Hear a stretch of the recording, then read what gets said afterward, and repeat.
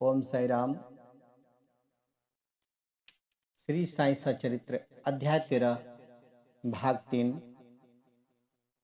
सदगुरु श्री साईनाथ के बारे में हमने पिछले अंक में बताया था, लेकिन फिर से मैं बता दूं कि बाबा ऐसे सदगुरु थे, श्री साई बाबा ऐसे सदगुरु थे जिन्होंने धार्मिक निष्ठा प्रदर्शित करने का विचार कभी मन में नहीं किया। चाहे वो दैहिक बुद्धि उनके किंचित मात्र भी नहीं छुपाई थी, परंतु वो डिफ्रेंशिएट थोड़ा सा किए तो उन्हें भक्त के लिए असीम प्रेम था। बट वो बोले कि गुरु दो प्रकार के होते हैं, एक जो होता है नियत और दूसरा अनियत। अनियत गुरु के आदेशों से अपने में उत्तम गुणों का विकास होता है तथा चित्त की शुद्धि होकर विवेक बढ़ता है, वे भक्ति पथ पर लगा देते हैं। परंतु नियत गुरु की संगति मात्र से दत्त भाव शीघ्र नष्ट हो जाता है। और गुरु और भी अनेक प्रकार के होते हैं जो भिन्न भिन्न प्रकार की सांसारिक शिक्षाएं प्रदान करते हैं।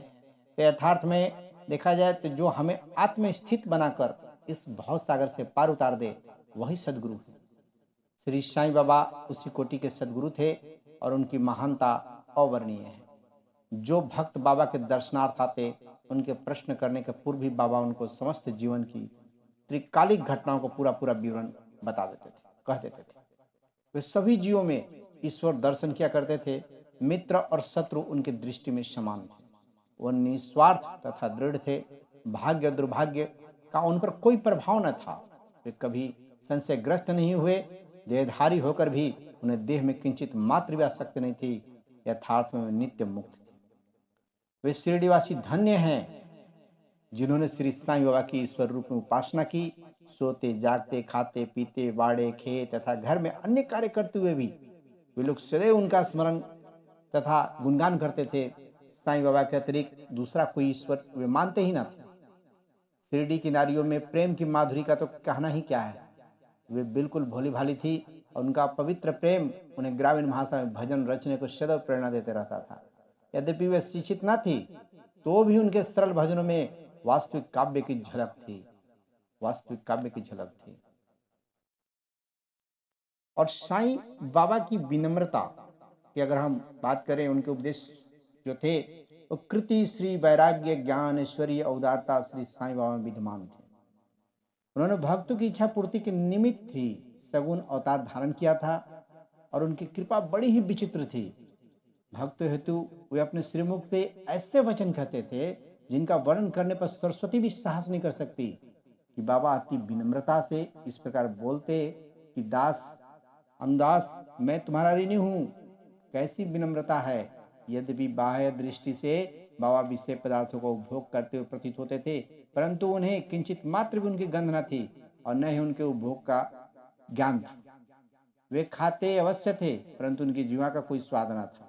वे नेत्रों से देखते तो थे परंतु उस दृश्य में उनकी कोई रुचि न थी। काम के संबंध में हनुमान के समान अखंड ब्रह्मचारी थे। उन्हें किसी पदार्थ में आसक्ति नहीं थी। वे शुद्ध चैतन्य स्वरूप थे जहां समस्त इच्छाएं अहंकार और अन्य चेष्टाएं विश्राम पाती थी। अब इससे बात करते हैं जो बाबा का संदेश और बाबा का उपदेश जो है कि नानावली की कथा भी इसमें शामिल है। कि शिरडी में नानावली नाम का एक विचित्र व्यक्ति था, जब बाबा के सब कार्यों की देखभाल किया करता था। एक बार जब बाबा गद्दी पर विराजमान थे तो वह उनके पास पहुंचा। वह स्वयं ही गद्दी पर बैठना चाहता था, इसलिए उन्होंने बाबा को वहां से हटने को कहा। बाबा ने तुरंत गद्दी छोड़ दी। तब नानावली वहां विराजमान हो गया और थोड़ी देर बाद वहां बैठकर वह उठा और बाबा को अपना स्थान ग्रहण करने को कहा। बाबा पुनः आसन पर बैठ गए और यह देखकर नानावली उनके चरणों पर गिर पड़ा। इस प्रकार अनायासी आज्ञा दिए जाने और वहां से उठाए जाने के कारण बाबा में किंचित मात्र भी अप्रसन्नता की झलक न थी। नानावली श्री साईं को काका कहता था। बाबा के पर्दा करने पर वह बीमार हो गया और 13वें दिन बाबा की सेवा का भाव रखते हुए वह गुजर गया। बाबा हर समय बोला करते थे, उनके होठों पे हर समय रहती थी, अल्लाह मालिक, राम जी भला करें। तब तक के लिए ओम साई राम, जय जय साई राम। और आप सभी को बाबा का आशीर्वाद मिले। खुश रहिए, सुखी रहिए, स्वस्थ रहिए।